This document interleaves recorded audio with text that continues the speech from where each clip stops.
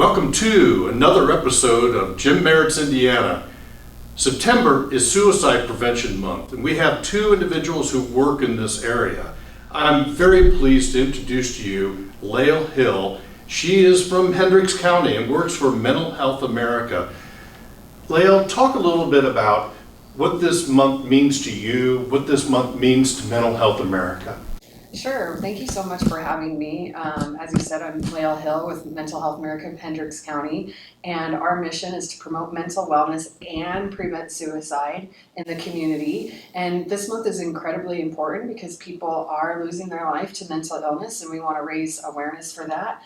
In particular, we have our veteran service programs to raise awareness for the 17 veterans that will lose their life by the end of today. 17 veterans daily in our country die by suicide. That's just an incredible statistic. And John Goings, you work for Easter Seals Crossroads, and you're a veteran. Thank you very much for your service. Talk a little bit about where you're stationed, what you did for the service, and also what you do for Easter Seals Crossroads. Sure. So currently I'm the Director of Veteran Services for Easter Seals Crossroads. I'm also an Army veteran, served in the first Gulf War, just turned 18 in basic training, 19 in a foxhole.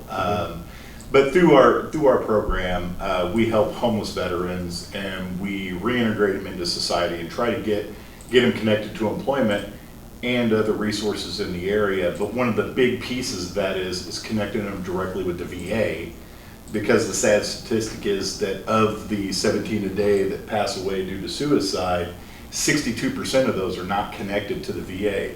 So we want to try to bring some of these guys back into the VA system and get them connected into that mental health care that they need. Now, we've all heard the horror stories of veterans not getting the services after they serve. Has that improved any in the last couple of years? From what I've seen, yes. They've made a more conscious effort of trying to connect everybody back into the services that are out there. The unfortunate part is there's a lot of little services that they're just not aware of. There's not a manual that they hand you once you get out of the military. They don't just hand you a manual. What's a little service? For instance, like Easter Seals Crossroads. A lot of people don't know that Easter Seals Crossroads has a veterans program, since most of it works with disabilities and things like that. So they just don't know that little office exists to help. They know of some of the bigger ones.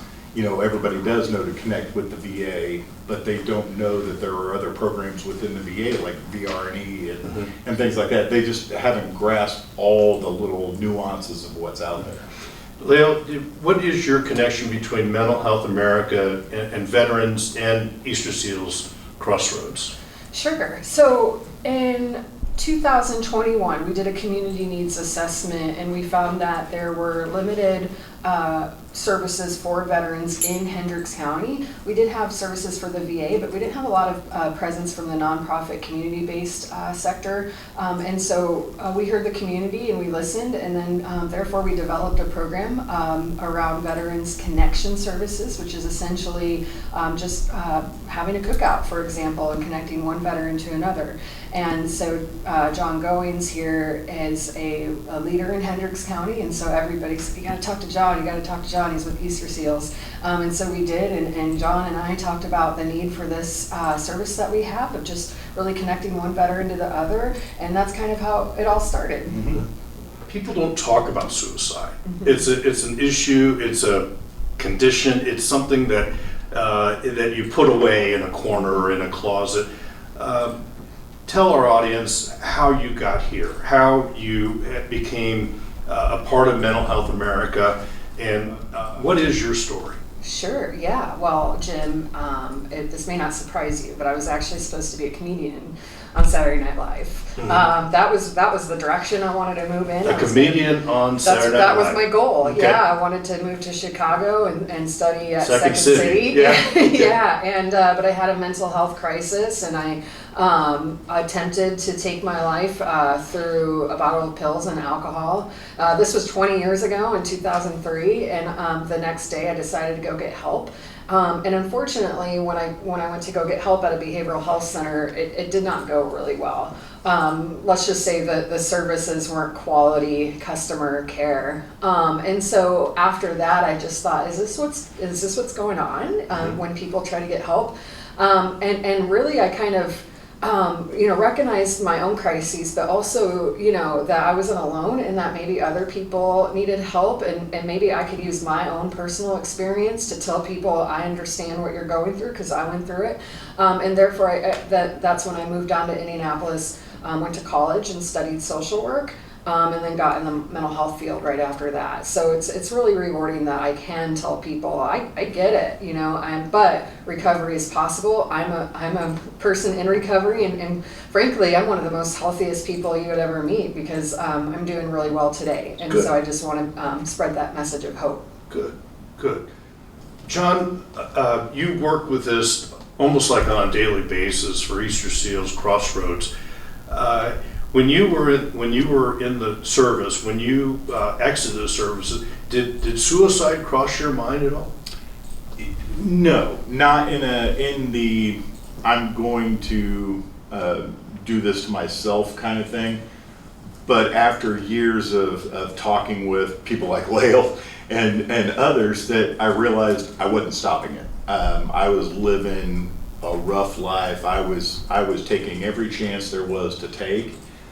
And although I wasn't doing it myself, I was doing it to myself at the same time. I just wasn't stopping the process. And you've seen so many veterans who are homeless, who are experiencing terrible parts of their lives. What are you hearing from veterans that would surprise us, that would kind of uncover what some problems are going on out there, if you will?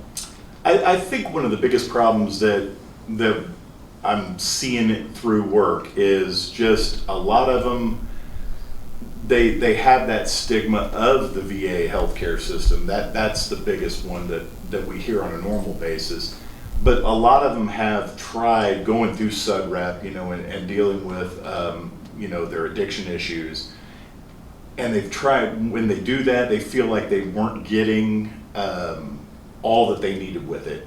And they've stayed in isolation. So when you stay in isolation, you end up right back to where you were. Mm-hmm. So we've kind of, that's kind of the one thing I always hear is just they end up isolating themselves, and they don't want to go back through that again, and they just don't want to deal with the talk therapy, for instance. A lot of them don't like talk therapy. I'm not a fan of talk therapy. What is talk therapy? Just going in with your counselor, going in with see. a therapist, and having that conversation.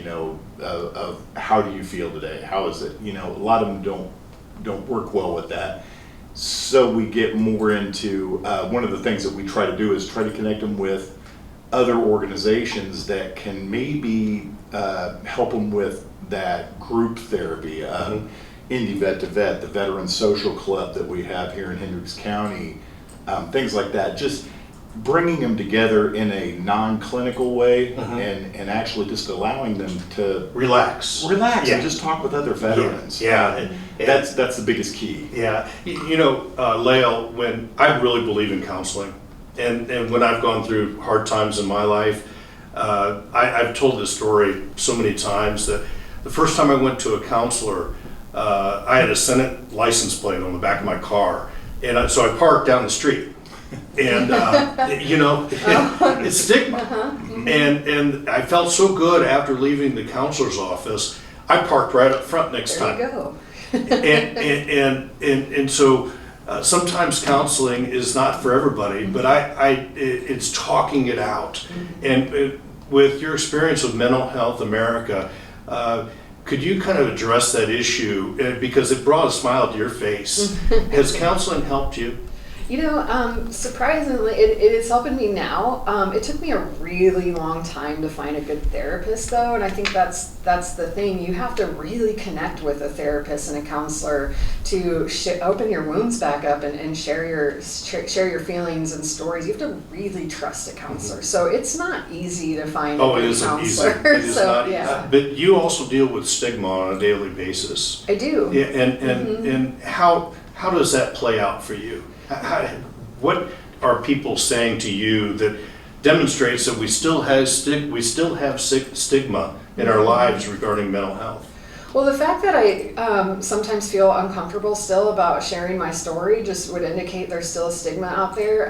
But I do it because I know that 1 in 3 people suffer from mental illness, and so I feel strongly that it's okay for me to share, so that they can come up to me and tell me that, oh my gosh, thank you so much. I had that happen yesterday when I trained for CIT, which is crisis intervention training for law enforcement officers, and a person came up to me and said, "Oh, thank you so much. I never thought I could share that, and you made me feel not that alone." Mm-hmm. So, it's still in media and movies, people are still called crazy. I still see it on social media, saying things like, "Oh, she needs to go to the loony bin," or one cuckoos. Mm-hmm. And so people have to really understand, though, that culture and that language will prevent someone from getting help. Mm-hmm.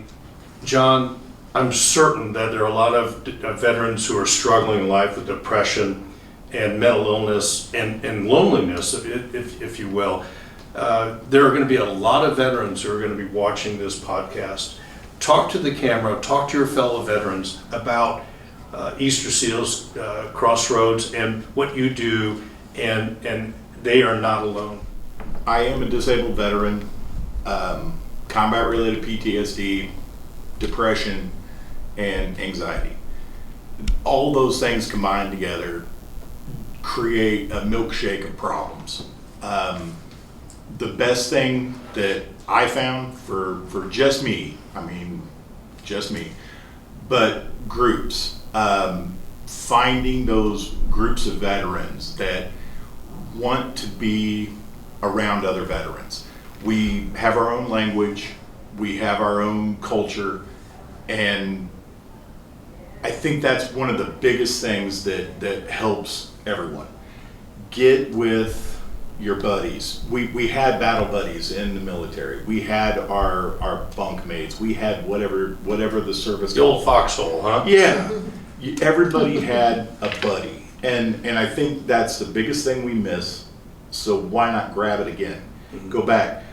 I ride with the Combat Veterans Motorcycle Association. I love riding motorcycles, and it's a bunch of veterans that like riding motorcycles. Why not get that together and do it? I'm part of Indy Vet to Vet. I'm part of the Veterans Social Club.